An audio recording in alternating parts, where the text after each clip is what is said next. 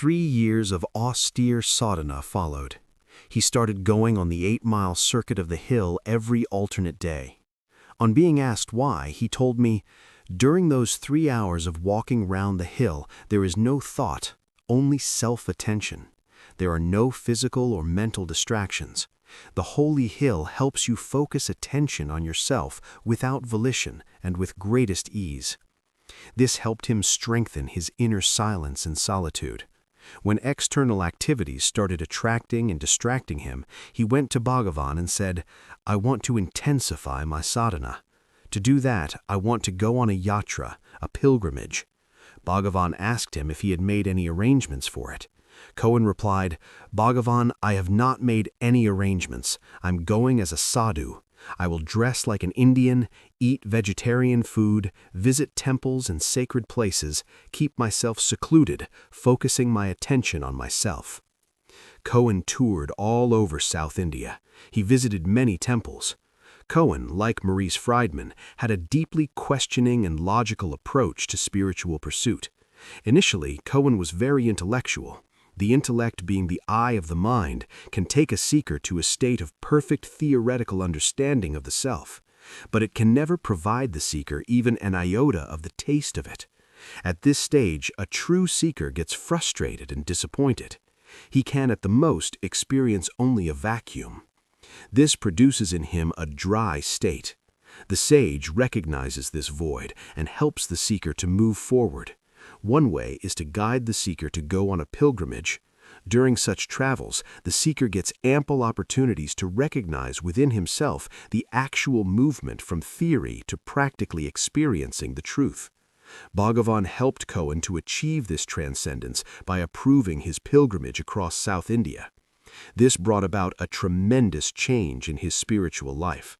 This is how Cohen interpreted to me his transformation from dry saturation in theory to his pulsating experience of the self within as the heart. During his pilgrimage, he met Swami Ramdas at Anandashram in Kerala. Swami Ramdas was full of joy, always singing Ram's name. In the presence of Ramdas, who had his realization in the presence of Ramana Maharshi, joy permeated the very air.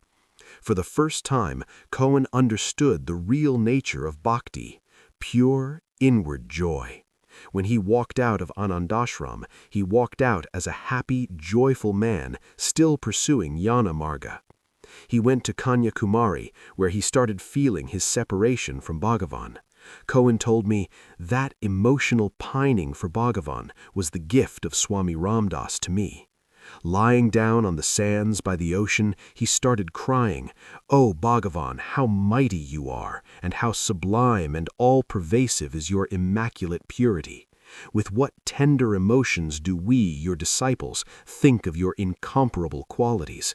Your gentleness, your serene, adorable countenance, the cool, refreshing smile, the sweetness of the words that come out of your mouth, the radiance of your all-pervasive love, and your equal vision towards one and all, even towards diseased stray animals." Thus pining for his guru, he came back to Ramanashramam. He started noting down the conversations and dialogues between Bhagavan and his devotees. Since taking notes in the hall was not permitted at that time, he would memorize whatever conversations took place there and then go to his room and write it all down in his notebook. It was this notebook that was later published as Guru Ramana. He was also the only person to note down, in his diaries, the last 2 years of Bhagavan's illness. Being a homeopath, he was able to write accurately about the various treatments tried and the surgeries performed. Meanwhile, he was starting to see glimpses of the bliss that Bhagavan had said was the very nature of the self. It had taken a long time for Cohen, but being an intellectual, he still had doubts. He had read in the scriptures that the ultimate realization is always instant and sudden.